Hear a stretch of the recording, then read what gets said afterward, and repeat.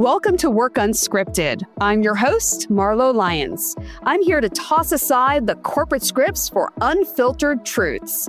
We are tackling real work challenges with no sugarcoating, providing you with the strategies to thrive and find fulfillment in your career.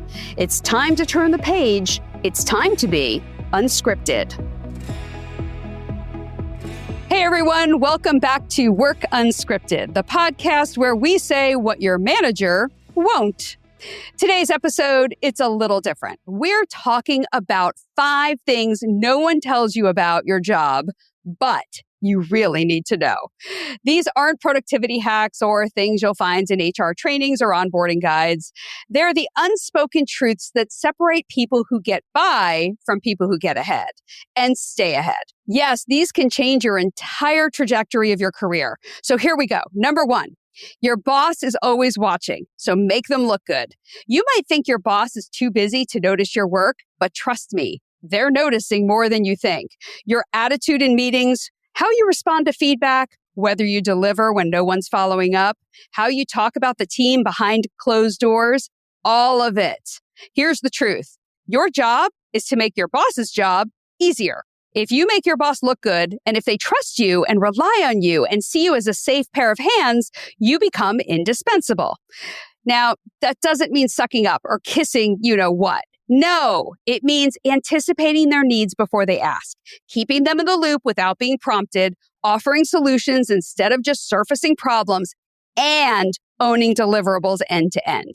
And yes, protecting your boss's time and reputation, because when your boss rises, guess who they pull up with them? The person who has their back, even if your boss doesn't appear to have yours. Number 2, stakeholder alignment is just as important as the work itself.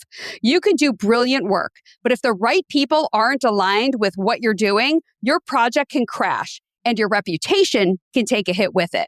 Here's what no one tells you. Alignment isn't a formality, it's protection. When stakeholders are surprised, left out, or confused, they don't just get annoyed. They can block your progress or undermine your credibility. Oh, I have totally been there. I remember rolling out a safety program to the production teams at a cable company, but I didn't align anyone. I just thought it was a great idea. Yeah, not so much. It was going to make them do more work for safety purposes, so I thought it was great. But it's also going to be more work for them. So again, not so much. Definitely created quite the swirl, and it was shot down quickly. It took me a few minutes to lick my wounds and figure out this thing called stakeholder alignment. I had to go back to the drawing board as if I was starting the project from scratch to gain alignment before we could roll it out again a year later. And who ended up smoothing it over? My boss. Yep.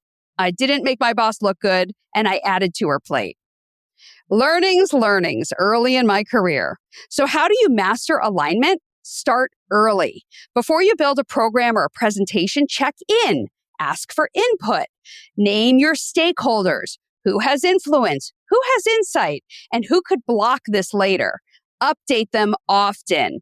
Don't wait until you're done to loop people in. Show progress in stages. Listen actively. Alignment isn't about getting agreement. It's about reducing surprise and building shared ownership. Your work doesn't live in a vacuum. The earlier you understand that, the easier your life and your boss's life become. Number 3, bring proposals, not final decisions. Yes, you should be solution-oriented, but there's a difference between solving problems and closing doors. When you walk into a room and say, we should do this, you leave no room for dialogue. That shuts people down, especially senior leaders who expect to be part of the conversation. Here's the truth. People support what they shape. I just talked about alignment. So instead of saying, we're doing X, try, I've explored a few options and I'm leaning toward X because of whatever reason, but I'd love your thoughts. It signals thoughtfulness, it invites collaboration, and it builds buy-in before anyone feels left out. Remember, being a strong contributor isn't about owning every decision. It's about creating space for the best decision to emerge. So the next time you're at a big meeting, don't present like it's the final presentation. Present with options and engage in discussion. Number 4, your career is your job, not your manager's. Now, this one might sting a little, but it's freeing too. The truth is, no one is thinking about your career as much as you are, and they shouldn't be. So stop waiting for someone to tap you on the shoulder or validate your next move or notice that you're ready. This doesn't mean being aggressive. It means being intentional. You might have a great boss, supportive, transparent, cheerleader type, but they're not responsible for your career. You are. Your manager might help guide, but their main job is to deliver business results, not manage your long-term career trajectory. If you're waiting for them to hand you a career roadmap, you'll be waiting forever. So that means you need to own it. And that means seeking out mentors and sponsors, people who can champion and advocate for you as you continue to grow. It also means being proactive about growth, training, and development. If you don't know what you want next, that's okay. But if you do, you better speak up and steer in that direction because no one else will. So look at your internal learning opportunities, trainings, and online development programs. If you want something, ask. If you're ready for more, say so. If your role isn't stretching, go find a project that will help you stretch. I know you're already at capacity or you don't have the bandwidth, but bringing thought leadership to work that is outside your direct responsibilities is what will help you grow and gain visibility within the organization. The people who get ahead are rarely the ones who followed all the rules and stayed quiet. They're the ones who raised their hand, spoke up, and made themselves visible. And number 5, HR is always in the loop, even when you think they aren't. A lot of people think HR only shows up during review time or when there's a major problem. Wrong!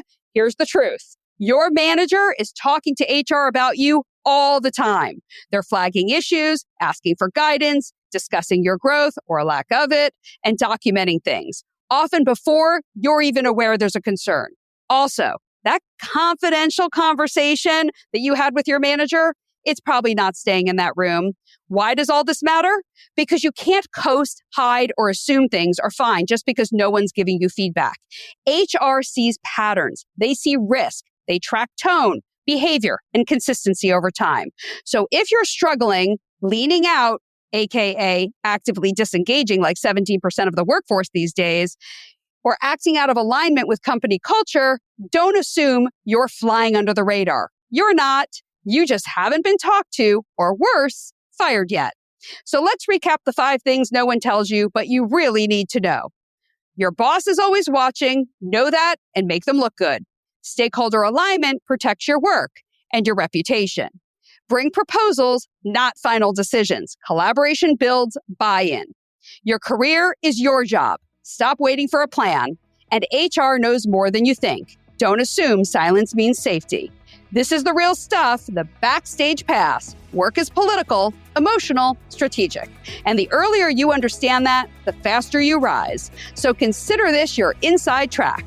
And if you take just one of these to heart this week, you'll be way ahead of the curve. The journey is yours. Work Unscripted is produced and edited in partnership with the team at Palm Tree Podco and 21 Digby. The content for this week's episode was created by me, Marlo Lyons.